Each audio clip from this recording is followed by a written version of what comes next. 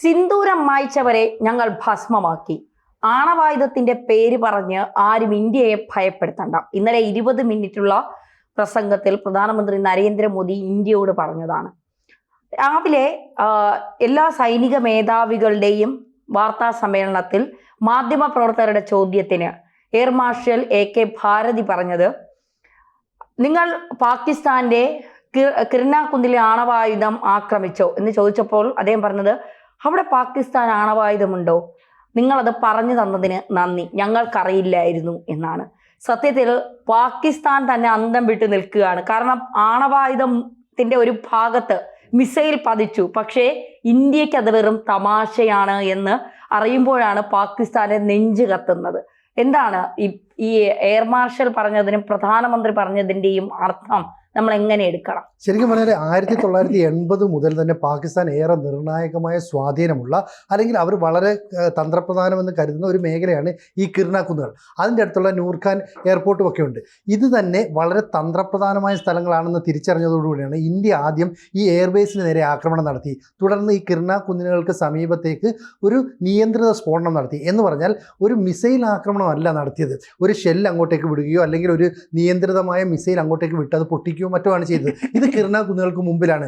ഇതിൻ്റെ ദൃശ്യങ്ങളും പുറത്തു വന്നു. അതുകൊണ്ടാണ് മാധ്യമ പ്രവർത്തകർ സ്വാഭാവികമായും ഈ DG-മാരുടെ, അതായത് ഡയറക്ടർ ജനറൽമാരുടെ വാർത്താ സമ്മേളനത്തിൽ ഇക്കാര്യം ചോദിച്ചത്. അപ്പോൾ ഒരു മാധ്യമ പ്രവർത്തകൻ ഇന്ത്യൻ സൈന്യത്തിൻ്റെ ഏറ്റവും തലപ്പത്തുള്ള 3 പേരിരിക്കുന്ന വാർത്താ സമ്മേളനത്താണ് ചോദിക്കുന്നത്. ഇത് ജനാധിപത്യത്തിൻ്റെ ഒരു ശക്തി കൂടിയാണ് കേട്ടോ. മറ്റൊരു രാജ്യത്തും ഒരുപക്ഷെ ഇങ്ങനെയൊന്നും ചെയ്യാൻ പറ്റിയില്ല. നമ്മുടെ ജനാധിപത്യം അത്ര സ്വതന്ത്രവും അതുപോലെ തന്നെ നീതിയുക്തവും ആയതുകൊണ്ടാണ് പട്ടാള മേധാവിയോട് ഒരു മാധ്യമ പ്രവർത്തനം ചോദിക്കാൻ പറ്റില്ല, നിങ്ങൾ കിർനാക്കുന്നിലേക്ക് ആക്രമിച്ചില്ലേ, അവിടെ പാകിസ്ഥാന്റെ ആണവ ശേഖരമല്ലേ? അപ്പോൾ ഈ മറുപടി ഭാരതി എന്ന് പറയുന്ന ഈ വ്യോമസേനയുടെ തലവൻ അല്ലെ, അദ്ദേഹം പറയുന്നത് ഒരു ചെറു പുഞ്ചിരിയോട് കൂടിയാണ്, ഒരു കള്ളച്ചിരി എന്നൊക്കെ നമ്മൾ പറയുന്നത് ആ രീതി പറയാണ്. കിർനാക്കുന്നിൽ പാകിസ്ഥാന്റെ ആണവായുധങ്ങളുണ്ടോ?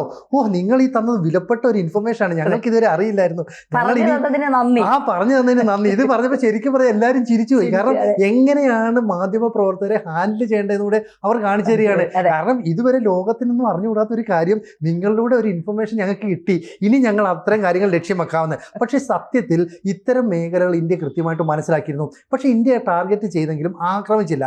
കാരണം ഈ ആണവായുധങ്ങളെല്ലാം തന്നെ ഈ കിർനാക്കുന്നിലെ മലയ്ക്കുള്ളിൽ, അല്ലെങ്കിൽ അതിന് പ്രകൃതിദത്തമായ ഒരു കുന്നിനുള്ളിൽ തന്നെ വലിയ ബങ്കറുകളൊക്കെ നിർമ്മിച്ചായിരിക്കും സൂക്ഷിക്കുന്നത്. മാത്രമല്ല ഇതിൻ്റെ വികിരണമൊക്കെ പുറത്തേക്ക് വന്നു കഴിഞ്ഞാൽ വലിയ പ്രത്യാഘാതങ്ങളും ഉണ്ടാകും. അതുകൊണ്ട് തന്നെ 5ഓ 6ഓ കവാടമുള്ള ഈ മേഖലയിലേക്ക് കൃത്യമായ ഒരു നിരീക്ഷണം നമ്മൾ നടത്തുന്നുണ്ട്. മാത്രമല്ല അവിടെ ബങ്കറുകൾ സ്ഥാപിച്ചതിൻ്റെ അടിയിലൂടെ ഈ പാത വെട്ടിയതിൻ്റെയൊക്കെ ചിത്രങ്ങൾ സാറ്റലൈറ്റിലൂടെ നമ്മൾ കാണുകയും ചെയ്തു. അതുകൊണ്ടാണ് ഈ കിർനാക്കുന്നുകൾക്ക് മേൽ നമ്മൾ ആക്രമണം നടത്തിയോ എന്ന് ചോദിക്കുന്നത്. അപ്പോൾ പ്രധാനമന്ത്രി നരേന്ദ്രമോദി ഇതിന് സമാനമായി പറഞ്ഞിട്ടുണ്ട്, നമ്മൾ പാകിസ്ഥാന്റെ ആണവ കേന്ദ്രങ്ങളെ ആക്രമിച്ചിട്ടില്ല, ആണവ കേന്ദ്രങ്ങൾക്ക് നേരെ ഒരു പ്രവർത്തനവും നമ്മൾ നടത്തിയിട്ടില്ല, പാകിസ്ഥാൻ എന്ന് പറയുന്ന രാജ്യത്തെയോ അവിടുത്തെ ആർമിയോ നമ്മൾ അറ്റാക്ക് ചെയ്തിട്ടില്ല. പകരം ഇന്ത്യയിലെ പഹൽഗാമിലെ 26 പേരെ കൊലപ്പെടുത്തിയ ആ സ്ത്രീകളുടെ, അതായത് സഹോദരിമാരുടെ അമ്മമാരുടെയൊക്കെ സിന്ദൂരം മായ്ച്ച ഭീകരവാദികളുടെ താവളങ്ങൾ നശിപ്പിച്ചു. ആ ഭീകരവാദികളുടെ എയർബേസുകൾ ഇല്ലാതാക്കി. അപ്പോൾ എയർബേസുകൾ ഇല്ലാതാക്കിയാൽ ഇന്ത്യക്കെതിരെ ഒരു ആക്രമണം നടത്താൻ പാകിസ്ഥാന് വിമാനം പറത്താൻ കഴിയില്ല. എന്ന് പറഞ്ഞാൽ ലാൻഡ് ചെയ്യാനോ ടേക്ക് ഓഫ് ചെയ്യാനോ കഴിയില്ലെങ്കിൽ പിന്നെ അവർ എന്ത് ചെയ്യും? ഒരു യുദ്ധം നടക്കുന്ന സാഹചര്യത്തിൽ എയർഫോഴ്സിന് കൃത്യമായ ആക്രമണം നടത്താൻ കഴിഞ്ഞില്ലെങ്കിൽ പിന്നെ അവർ അമ്പെ പരാജയപ്പെട്ടു പോയി എന്നാണ് അർത്ഥം. ഇവിടുത്തെ പ്രത്യേകത അതല്ല. ഈ കിർനാക്കുന്നിൽ ഇപ്പോഴും ആണവായുധമുണ്ടോ, ഇന്ത്യ അറ്റാക്ക് നടത്തിയതിനെക്കുറിച്ച് വ്യക്തതയില്ല. പക്ഷേ ഇന്ത്യൻ പ്രധാനമന്ത്രിയോ ഈ സൈനിക തലവന്മാരോ കിർനാക്കുന്നിനെക്കുറിച്ചോ ആണവായുധങ്ങൾ സൂക്ഷിച്ച മേഖലയെക്കുറിച്ചോ ഒരക്ഷരം മിണ്ടിയില്ല. പക്ഷേ പാകിസ്ഥാൻ്റെ മന്ത്രിമാർ, പ്രതിരോധ നിലയിലെ ഉന്നതരൊക്കെ പറയുന്നത്, ഞങ്ങൾ 130-ലധികം ആണവായുധങ്ങൾ സൂക്ഷിച്ചു വെച്ചിട്ടുണ്ട്, ഇതിൻ്റെ പോർമുനകളെല്ലാം ഇന്ത്യക്ക് നേരെ തിരിച്ചു വെച്ചിരിക്കുകയാണ്, ഒരൊറ്റ ഓർഡർ ഉണ്ടായാൽ അത് മുഴുവൻ നിങ്ങളെ നശിപ്പിക്കും, അതായത് ഈ ആണവായുധങ്ങൾ നിങ്ങൾക്ക് വേണ്ടി മാത്രം നിർമ്മിച്ചാണെന്ന് പറഞ്ഞു. നമ്മളൊന്നും പ്രതികരിക്കുന്നില്ല. അപ്പം പ്രധാനമന്ത്രിയുടെ, നമ്മുടെ സൈനിക തലവന്മാരുടെ നിലപാട് കൃത്യമല്ലേ? അദ്ദേഹം പറയുന്ന മറ്റൊരു കാര്യമുണ്ട്, രക്തവും അതുപോലെ തന്നെ വെള്ളവും ഒരുമിച്ചൊഴുകില്ല. മറ്റൊന്ന്, ഈ തീവ്രവാദവും ട്രേഡും കൂടെ ഒന്നിച്ചു പോയില്ല. അതായത് ഡൊണാൾഡ് ട്രംപ് എന്ന് പറയുന്ന അമേരിക്കൻ പ്രസിഡന്റ് പറയുന്നത്, ഇന്ത്യയും പാകിസ്ഥാനുമായി ഞങ്ങൾ കൂടുതൽ കച്ചവടം നടത്താൻ പോകുന്നു, അതുകൊണ്ട് ഇപ്പോൾ നിങ്ങൾ തമ്മിലുള്ള സംഘർഷം ഒഴിവാക്കണം, എങ്കിൽ മാത്രമേ ഇരു രാജ്യങ്ങളുമായിട്ട് വ്യാപാര ബന്ധം പുനഃസ്ഥാപിക്കുകയുള്ളൂ എന്നൊക്കെ പറഞ്ഞു. അതുകൊണ്ടാണ് ഈ യുദ്ധം അവസാനിപ്പിച്ചത്. ഇതിന്റെ ക്രെഡിറ്റ് ട്രംപ് തട്ടിയെടുക്കാൻ ശ്രമിക്കുന്നു. പക്ഷേ ഇന്ത്യ പറയുന്നു മൂന്നാമതൊരു രാജ്യത്തിൻ്റെ ഇടപെടൽ ഉണ്ടായില്ല. DGMO ആയ ഡയറക്ടർ ജനറൽ ഓഫ് മിലിറ്ററി ഓപ്പറേഷൻ്റെ തലപ്പത്തിരിക്കുന്ന ആൾ പാകിസ്ഥാൻ്റെ, അയാൾ ഇന്ത്യയുമായി സംസാരിച്ചതിൻ്റെ അടിസ്ഥാനത്തിലാണ് നമ്മൾ ഇതിൽ നിന്ന് പിന്മാറിയത്. അപ്പോൾ ഇത്തരത്തിൽ അമേരിക്കയുടെ ഇടപെടലുണ്ട് എന്ന് വരുത്തി തീർക്കുന്നതിനെ മോദി തള്ളിക്കളയുകയാണ്. അപ്പോൾ ഒരുമിച്ച് രക്തവും അതുപോലെ വെള്ളവും ഒഴുകില്ല, ഒരുമിച്ച് ട്രേഡും ഭീകരവാദവും ഒഴുകില്ല. നമ്മൾക്ക് നേരെ ഭീകരവാദ പ്രവർത്തനം വന്നാൽ ശക്തമായ തിരിച്ചടി നൽകുമെന്ന് നരേന്ദ്രമോദി പറഞ്ഞു. അപ്പോൾ എവിടെയും പാകിസ്ഥാനെതിരെയോ പാക് ആർമിക്കെതിരെയോ നമ്മൾ നിലപാടെടുത്തെന്നോ അവരെ തകർത്തുന്നോ നമ്മൾ പറയുന്നില്ല. ബാക്കിയൊക്കെ സാറ്റലൈറ്റിലൂടെ നിങ്ങൾ കണ്ടില്ലേ എന്ന് വളരെ പുഞ്ചിരിയോടുകൂടി അവർ പറയണമെങ്കിൽ എത്ര വലിയ കോൺഫിഡൻസ് ആണുള്ളത്. അതെ, തീർച്ചയായിട്ടും അങ്ങനെ തന്നെയാണ്. കാരണം ഇന്നലെ ഒരു സേനാ മേധാവി പറയുന്ന കാര്യങ്ങൾ കേട്ടപ്പോൾ അദ്ദേഹം പറയുന്നത് അദ്ദേഹം കൂളായിട്ടിരുന്ന് വലിയ കോൺഫിഡൻസിലാണ് പറയുന്നത്. അവരുടെ കോൺഫിഡൻസ് എന്ന് പറഞ്ഞാൽ നമുക്കൊന്നും ചിന്തിക്കാൻ പറ്റുന്ന ലെവലല്ല പറയുന്നത്. ഇനി തിരിച്ചടിച്ചാൽ പാകിസ്ഥാൻ ഉണ്ടാവില്ല. അതെന്ത് കൂളായി സമാധാനമായി, പക്ഷെ പറയേണ്ടത് ആ വാക്കുകൾ നല്ല സ്ട്രോങ് ആയി പറഞ്ഞ് വയ്ക്കുന്നുമുണ്ട്. മാത്രമല്ല ഈ എയർബേസ്, അതായത് കിർണാക്കുന്നിലെ ഈ ആണവായുധം ആക്രമിച്ചു എന്ന് പറയുന്നതിൽ ചില തെളിവുകൾ അത് സ്ഥിരീകരിച്ചിട്ടില്ല. ഇന്ത്യ സൈന്യം പറയാത്തത് കൊണ്ട്, ഇന്നലെ പ്രധാനമന്ത്രി അത് വെളിപ്പെടുത്താത്തത് കൊണ്ട് നമുക്കും അത് സ്ഥിരീകരിക്കാനില്ല. പക്ഷേ ഇന്നലെ ഈജിപ്തിൽ നിന്ന് ഒരു വിമാനം ഈ പാകിസ്ഥാനിലേക്ക് വന്നു. അത് റഡാറിൽ നോക്കി അത് എങ്ങോട്ടാണ് ആ വിമാനം പോകുന്നതെന്ന് നോക്കിയപ്പോൾ അത് പാകിസ്ഥാൻ ലക്ഷ്യം വെച്ചാണ് ആ വിമാനം പോകുന്നത്. ആ വിമാനത്തിൽ എന്താണ് എന്നുള്ളത് പിന്നീട് മാധ്യമങ്ങൾ അല്ലെങ്കിൽ വിദഗ്ധർ പറയുന്നത് നൈൽ നദിയിലുള്ള ഒരു മണ്ണാണ്. ഈ മണ്ണെന്ന് പറയുന്നത് ഈ ആണവ ആയുധങ്ങൾ ശേഖരിക്കുന്ന സ്ഥലം പൊട്ടുമ്പോൾ അതിന്റെ റേഡിയേഷൻ ഉണ്ടാകും.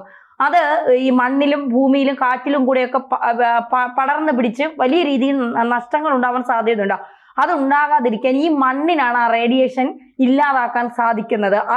അതുകൊണ്ടാണ് ഈ പാകിസ്ഥാനിലേക്ക് ഈജിപ്തിൽ നിന്ന് നൈൽ നദിയിലെ മണ്ണ് ഇവിടെ എത്തിയത് എന്നാണ് പറയുന്നത്. അപ്പൊ നൈൽ നദിയിലെ മണ്ണ് വെറുതെ പാകിസ്ഥാനിലേക്ക് വരില്ലല്ലോ.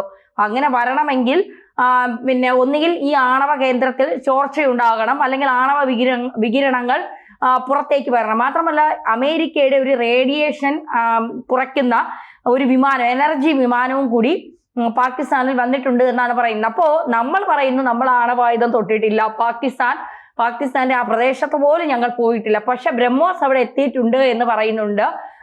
മാത്രമല്ല ഈ നൂർ ഖാൻ എയർബേസ്, അത് ആദ്യം കണ്ടതിൽ ചിത്രവും ഇപ്പോഴത്തെ ചിത്രവും തമ്മിൽ നോക്കിയാൽ നമുക്കറിയാം അത് മുഴുവൻ പൊട്ടിപ്പൊളിഞ്ഞ് മൊത്തത്തിൽ അടിച്ച് നിലംപരിശാക്കിയിട്ടിരിക്കുകയാണ്. അപ്പോൾ ഈ എയർബേസിന്റെ തൊട്ടടുത്താണ് ഈ കിർന ഹിൽസ് എന്ന് പറയുന്നത്. അപ്പോൾ സ്വാഭാവികമായും നമ്മളെ 130 ആണവായുധങ്ങൾ കൊണ്ട് ഇപ്പൊ തീർക്കുമെന്ന് പറഞ്ഞ പാകിസ്ഥാനെ എന്നാ പിന്നെ ഞങ്ങളൊന്നും പറയുന്നില്ല, എന്നാ പിടിച്ചോ, ഇങ്ങോട്ട് വരുന്നതിന് മുമ്പേ ഞങ്ങൾ അങ്ങോട്ട് തരാം. ഇതിപ്പോ പാകിസ്ഥാൻ ചോദിച്ചു, നമ്മൾ അങ്ങ് കൈ അഴിഞ്ഞു കൊടുത്തു എന്നുള്ളതാണ് ഇന്ത്യ പറയുന്നത്. പക്ഷെ ഇന്ത്യ അത് കൃത്യമായി പുറത്തു പറയുന്നുമില്ല. ശരിക്കും പറഞ്ഞാൽ നൂർ ഖാൻ, റഹ്മാൻ ഖാൻ എന്ന് പറയുന്ന 2 എയർബേസ് ഉണ്ട്. ഈ എയർബേസുകളെ ഇന്ത്യൻ വ്യോമസേനയ്ക്കപ്പുറത്ത് നിന്ന് നാവികസേനയുടെ ആക്രമണം ഉണ്ടായി. നാവികസേനയിൽ നിന്ന് തൊടുത്തുവിട്ട മിസൈലുകളാണ് അങ്ങോട്ടേക്ക് ചെന്ന് പതിച്ചതെന്ന് പറയുന്നു. അപ്പോൾ ഇതെല്ലാം കൂടെ കണക്ക് കൂട്ടുമ്പോൾ ഈ പറയുന്ന ഈ കിർണ കുന്നുകളിൽ ഇന്ത്യ കൃത്യമായ വിലയിരുത്തൽ ഓപ്പറേഷൻ നടത്തിയിട്ടുണ്ട്. അവിടെ നിന്ന് എന്തെങ്കിലും തരത്തിലുള്ള ഒരു ആക്രമണം ഉണ്ടായാൽ അതിനെ തടയുകയാണ്. അതായത് നിങ്ങളുടെ ആണവ കേന്ദ്രങ്ങൾ എന്ന് പറയുന്നത് ഞങ്ങളുടെ കൈയകലത്തിലാണ് എന്ന് നിങ്ങൾ മനസ്സിലാക്കിയോ. അതുകൊണ്ടാണ് ഒരു നിയന്ത്രിത സ്ഫോടകശേഷിയുള്ള ഒരു ബോംബോ ഷെല്ലോ മറ്റോ അവിടെ കൊണ്ട് പൊട്ടിക്കുന്നത്. ഇതിന്റെ ദൃശ്യങ്ങൾ എന്തിനാണ് ഇന്ത്യ പുറത്തു വിടുന്നത്? ഒപ്പം ഈ പറയുന്ന മാധ്യമപ്രവർത്തകർ ചോദിക്കുകയാണ്, നമ്മൾ ബ്രഹ്മോസ് അവിടെ അയച്ചോ, നമ്മൾ അവരുടെ ആണവ കേന്ദ്രം തകർത്തോ? അപ്പോൾ അയാൾ ചെറുചിരിയുടെ അവിടെ എന്താണ്, അവിടെ ആണവ കേന്ദ്രം ഉണ്ടോ, ഇത് പുതിയ ഇൻഫർമേഷൻ ആണെന്നൊക്കെ പറയുമ്പോഴേ തന്നതിന് നിങ്ങൾക്ക് അടുത്ത തവണ ഞങ്ങൾ ലക്ഷ്യം വെച്ചോളാതല്ല. അപ്പൊ ഇത് ചോദ്യം ചോദിച്ച ആൾക്കും ചിരി വരുന്നു, ഉത്തരം പറഞ്ഞ ആൾക്കും ചിരി വരുന്നു. അപ്പൊ ഇന്ത്യയെ സംബന്ധിച്ചിടത്തോളം അതൊന്നും വളരെ ഗൗരവമുള്ള കാര്യമല്ല. ഒരു പൂ പറിക്കുന്ന ലാഘവത്തോടെ അതിനെ നശിപ്പിക്കാൻ കഴിവുള്ള ഒരു ആർമി നമുക്കുണ്ട്. കര, വ്യോമ, നാവികസേന സുസജ്ജമാണ്. അത്യന്താധുനിക സജ്ജീകരണങ്ങളൊക്കെ ഉണ്ട്. നമ്മുടെ ആവനാഴിയിലെ വളരെ കുറച്ച് ആയുധങ്ങൾ മാത്രമേ നമ്മൾ ഉപയോഗിച്ചിട്ടുള്ളൂ. മാത്രമല്ല നമ്മൾ പ്രതിരോധത്തിലാണ് ഊന്നി പ്രവർത്തിച്ചത്. കാരണം അവരെന്ത് അറ്റാക്ക് ചെയ്യുന്നോ നമ്മൾ അതിനെ പ്രതിരോധിക്കുന്നു. ഇപ്പൊ 300-400 ഡ്രോണുകൾ ഇന്ത്യക്കെതിരെ പ്രവർത്തിക്കുമ്പോൾ നമ്മുടെ വ്യോമ പ്രതിരോധ സംവിധാനം ഉപയോഗിച്ചാണ് തകർന്നത്. ഇതേപോലെ നമ്മളൊന്ന് അറ്റാക്കിന് ശ്രമിച്ചപ്പോൾ ചൈനയുടെ വ്യോമ പ്രതിരോധ സംവിധാനം അവിടെ നിരന്ന് നിന്നു. പക്ഷേ ചൈന എവിടെ പോയെന്നോ വ്യോമ പ്രതിരോധം എവിടെ പോയെന്ന് അറിയത്തില്ല. ഇതെല്ലാം കൂടെ ആക്രി വണ്ടി കൊണ്ടുവന്ന ചിത്രങ്ങളൊക്കെ പുറത്തു വരുന്നുണ്ട്. ഇതാണ് ഇന്ത്യയും പാകിസ്ഥാനും തമ്മിലുള്ള വ്യത്യാസം. എന്തായാലും പ്രധാനമന്ത്രി വളരെ കൃത്യമായിട്ട് പറഞ്ഞു, ഞങ്ങൾ ഇതുവരെ എടുത്ത നിലപാടിൽ നിന്ന് 1 ഇഞ്ച് പോലും പിന്നോട്ട് പോകില്ല.